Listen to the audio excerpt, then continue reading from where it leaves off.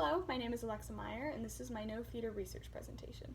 The word no comes from the Japanese word no, meaning talent or skill, and dates back all the way to the 14th century.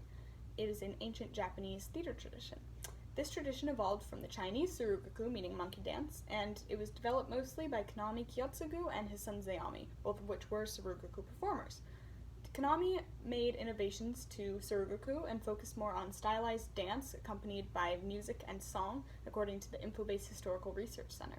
His son Zeami took these innovations and wrote theoretical treatises on them, focusing mostly on the aesthetics of No, the plot structure, and the audience-actor relationship. These treatises are the basis of No performances today, and any time No has existed. These two men were supported by the third shogun. According to the Japan Zone for Culture, acting troupes were under the patronage of shrines and temples, and their performances were as much sermons as they were entertainment. However, it was only in the 1600s when the common folk were finally allowed to learn the songs and dances of No and even see shows. Up until this point, it was only upper-class people who could do that. It is such a prominent feature of religious life as well as entertainment that it is still a flourishing art form in Japan and in basically everywhere today. According to the Cambridge Guide to Asian Theater, there are clear Buddhist influences in the stories of No and the ideas behind the movement and the acting techniques. There are 240 plays in the No repertoire, and the audience would already know the plot of the play. These plots were taken from myths and legends in ancient Japanese culture, historical events, and Japanese literature. There are two main types of characters, the shite, who is the protagonist, and the waki, who is the supporting characters. All No actors were male up until recent decades. Now women are allowed to also be actors, but they are mostly male just because of how long it has been only male actors. These actors went through decades of training to perfect their vocal movement and acting technique overall, and the vocal style of the No actor is very rhythmic, and the same pattern of speaking is seen between all the characters with very little deviation. The costumes the actors wore were not realistic, and masks were worn by the shite and their companions. All costumes and props were extremely symbolic, however, and usually props represented something more than they actually were. For example, according to the Cambridge Guide to Asian Theater, a fan could represent a drinking cup, or a cloth-wrapped frame could represent a boat, along with many other examples. The stage was a raised wooden platform with a temple-like roof supported by pillars. It was mostly outside, most theaters were outside, but as time went on, they began to be moved inside to protect the audience and the actors from the conditions as lighting got better, because they did their shows outside because there were not many lighting innovations up until later centuries from the 14th century. There's a bridge that connects the exit and entrance points from the dressing room to the stage, which also serves as an extension of the playing space. There is also a painted pine tree on the back wall of the stage, which, according to the Japanese symbols of ancient presence, represents the presence of kami, which is the Japanese word for god or deity. All these elements work together to achieve the main goal of No, which is Yugen. Yugen is a visual sense of true beauty, which is mysterious and ineffable, and was first brought to light by Zeami. As actress Kinui Ashima said in an interview with the No Society, No is an art that transcends time and space, and links the human world to the gods and the entire universe. Both the performers and the audience are able to travel through time and space to meet these different characters and become involved with them. The convention I have chosen is kata, which are the basic movement patterns of No. No revolves around human emotion, and this emotion is expressed by the movements of the actors. The dances that they do are very stylized and highly ritualistic.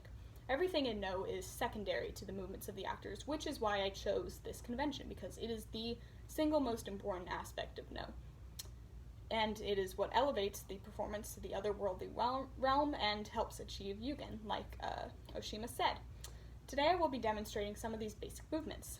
To begin, I started learning how to do the basic standing positions as well as the basic walking movements, because these are building blocks to every other part of No theater and No movements, and without these, I wouldn't know where to start with the other more complex movements. There are two different variations on the stance. They're feminine and martial. For feminine, the actor stands with feet hip-width apart, knees bent, and arms out, curved, like so. However, the martial stands just with a wider stance. Feet are a little, almost like a triangle from the body. The arms are further out, further back, and the chin is further up, as well as further curved. For the walking, the actor does this stance and they do little shuffling movements. Their feet barely leave the floor. The only difference between feminine and martial is the martial steps are just a little bit bigger. And the movement starts slow but gradually accelerates as it goes. So I'll do it again.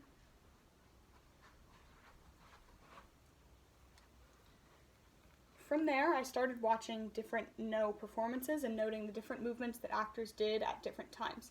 For example, to begin a dance, most dance would start with a big stomp, like so, or a double stamp. There is also many circling movements, zigzag patterns, and many movements with the fan, which is the most common prop. For example, you could do a large arc from upstage to downstage in order to define the playing space at the beginning of a dance, or a zigzag pattern to increase the tension. All steps would vary in size depending on the number of steps taken. There are also many movements with the fan. For example, it would open at the beginning of a dance like so in order to signal the beginning, and close to signal the end, which ties into all the ritualistic factors. I found a collection of these different No movements done by a professional and practiced them many times along with the video.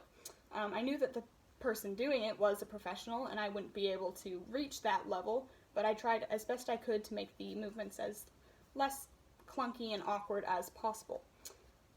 For my moment of theater, I've chosen to present a nursery rhyme, Three Blind Mice. I've chosen a nursery rhyme because to go along with the idea that people going to see No performances would already know the plot of the story. And I think a nursery rhyme is better suited for this audience because everyone knows the nursery rhyme. And they would be focused more on the content, or more on my movements rather than the content of what I was saying, just like the point of No is, by putting the movements way above whatever I was saying. I first memorized the rhyme until I could recite it without thinking, so I could just completely put it to the back of my mind and focus on the movements. And yeah, so here is my performance.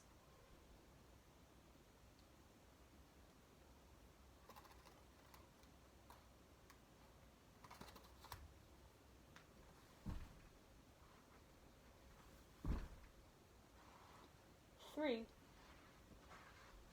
blind mice. Three blind mice.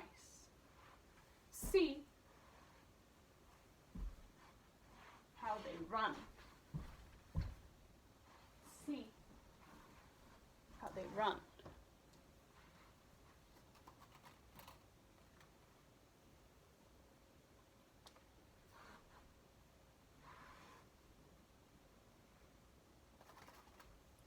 They all ran after the farmer's wife.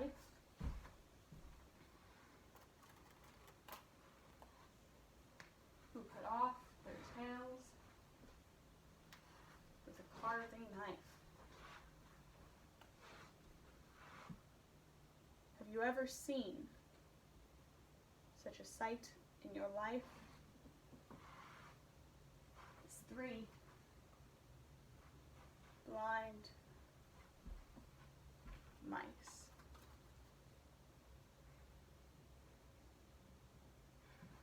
Thank you. The main thing I learned from this exploration is the importance of letting go. As No performer Mishagi Yudaka said in an interview with Edwin Media, when you have to think during a No dance, when you have to focus on the lyrics you're going to say next or what movements you should do next, it's a very bad sign when your mind starts wandering like that. And I really took this to heart, because as an actor, my biggest weakness is grounding myself and getting out of my own head. And through this exercise, I was forced to do that because if I was worried about something else or focused on something else, I wouldn't be able to achieve this sense of yugen that the movements are trying to bring. And because I had never done these movements before, I wouldn't be able to even learn them if I wasn't completely and wholly focused on them. I don't feel like movement is my strong suit. In past performances, I was more focused on what I was supposed to be doing or the words I was supposed to be saying, that I kind of pushed movement to the back of my head. And I didn't even realize I did this until doing this exercise. I also have always felt like it was the words that brought the show beauty rather than the movements. And I, once again, didn't know I did that until now. But as an actor, my views have done a complete 180 now. because I realized just how important and how much emotional weight that these movements can bring, and how they're almost more important because of how body language can tell you so much more about a character than the words that they say can. I also realized for myself that everything down to the way a character stands and walks and what they do is very, very important, and much more important than facial expressions in telling who the character is deep down. In future performances, I hope to remember how dangerous it can be to let these little anxieties get in your head, because it takes you away from fully connecting with your character and what you're doing.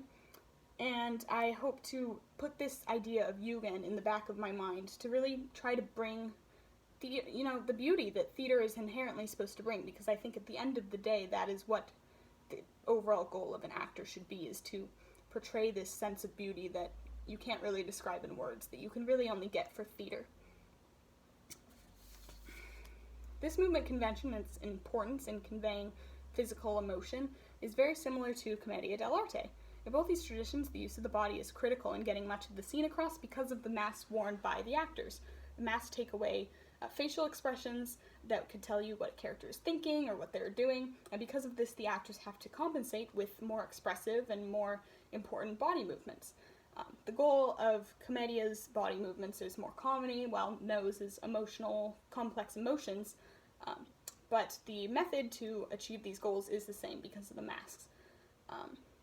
Another connection is how the audience would already know the stories of the No plays, and they would basically know what was going to happen in Commedia because of the nature of the archetypes and how the plot was pretty much the same with little variation. And because the story was already known, the main attraction for both of these traditions is the acting, and because the acting is mostly the movement, this puts the physical components of both traditions way above anything else.